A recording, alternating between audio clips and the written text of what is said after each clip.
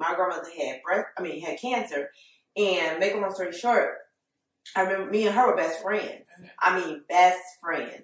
Me and her took Leonie everywhere. She was raising my daughter while I was in nursing school. I needed her, you know, and she would, you know, I would take her to her doctor's visits, and make a long story short, one day she kept saying she couldn't see. And I'm like, what? I'm like, you healthy. I take you to the doctor. I do, you know, and to come to make a long story short, what happened was she had a kidney transplant because she was on dialysis.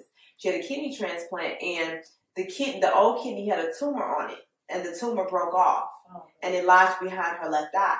So imagine all this time she's picking up Leonie from school, taking care of her while I'm in nursing school. I don't know, you know, and she couldn't see out this left eye.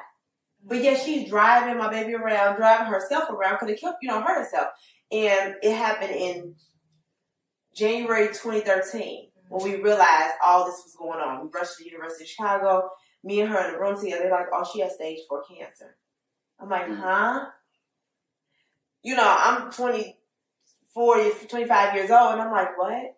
And they're like, yeah, she has stage 4 cancer. So they do emergency surgery, you know, and me and her just sitting there. She's like, what? You know, so I get a call. Actually, I didn't get a call. We would talk every day. And this particular day, I didn't hear from her. I was at nursing school. I didn't hear from her. I was in Chicago State. And I'm going to her house because that's where Leonie was. And the night before, she's like, Cree, you have to pay all my bills. I'm like, what? I'm like, Grandma, you're sick. You know, you've been doing chemo. Why are you worried about paying your bills? You know, old folks, they believe in keeping their credit good. Yeah. You know, they ain't like us. But, you know, we crazy. So I'm like, okay, whatever. So I'm writing out her bills, writing her checks out, whatever. So she was like, Cree, I gotta stay alive just until this business is taken care of. I'm like, okay, Grandma, whatever. My dad comes from the back of the room. He's like, hey, Ma, all your business taken care of. Don't worry about it. We good. Everything is, you know, good. I'm like, okay, cool. I'm still writing out her bills, whatever. Next day I get there, I pull up this ambulance there. I'm like, what the fuck is going on? Nobody called me. Nobody said nothing. And I'm thinking, the only reason I'm thinking they never told me because they didn't want me to worry because I was in nursing school. So cool. I ain't trip. I get there. The police, like, they wouldn't let me in the back. And I'm pissed because I'm in nursing school, so I know the protocol, what's supposed to be going on. You know, how you supposed to do CPR, X, Y, and Z, and they weren't doing it correctly, and I just snapped. I snapped on the police, I snapped on everybody, because if this was your mother, how would you treat them? First of all, you don't do fucking CPR on no couch. You know? Second of all, you do it on the floor, on a hard surface. So that was my issue with them. But anyway, moving forward, you know, she passed that night. And I was like, what the fuck? My world literally shattered. Ended. This is like my mom.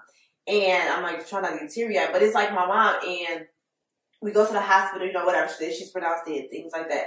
So now I'm like, damn, this is my senior year in nursing school. All I wanted her to do was see me graduate from nursing school. I'm like, fuck. So I'm like, okay, I gotta go to school tomorrow. I gotta go take this test. Because guess what? We in reality.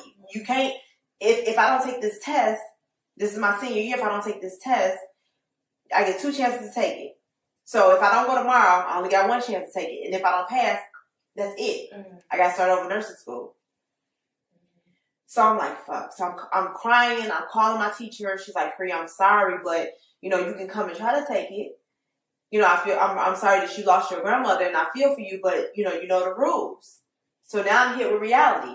Yeah, she died, and I'm hurt, and I'm heartbroken, but what do you do? So make a long story short, I just went. I'm crying, driving to Chicago State 95th. I'm crying and driving. I went to take my test. I'm crying the whole time. Y'all want me here? Y'all say I gotta take it. So, I passed, and I just held it in. I never got a chance to grieve because I was in school. So I never had time to say, okay, damn, Cree, your grandma just died yesterday. Now you're taking a test. You know what I mean? But I had to do it because I knew that's what she wanted from me. She wanted me to succeed and become a nurse. That's all she ever wanted. She would brag to her friends about it. Everybody knew who I was because she was so proud of her grandchild. So I couldn't let her down, but I never had the time to grieve. So one day I was like, fuck, I'm just angry. I'm pissed at the world. You took my best friend. What am I supposed to do? So I just went to, I was working at St. James at the time, and they told me about EAP. They're like, oh, you can go to EAP. I'm like, damn, what's that? Now, imagine you, my parents didn't tell me about EAP. Now, they wrong. They ain't tell me, nobody told me. So I was like, okay, I'm going to try it. And I literally just went to that counselor. I sat on the couch and I cried. I just cried for like an hour. And she was like, it's okay, you can get it out. And I felt so much better. And I still have a hard time with her death to this day, but it's not as hard. You know, it feels like a dream that she's gone. But the way I keep her alive is just doing me and being the best that I can. So when I be acting all arrogant and shit and I be talking my shit, yeah, because that's what my grandma wanted me to do. She wanted me to be the best person that I can be and be that bitch. You know what I'm saying? So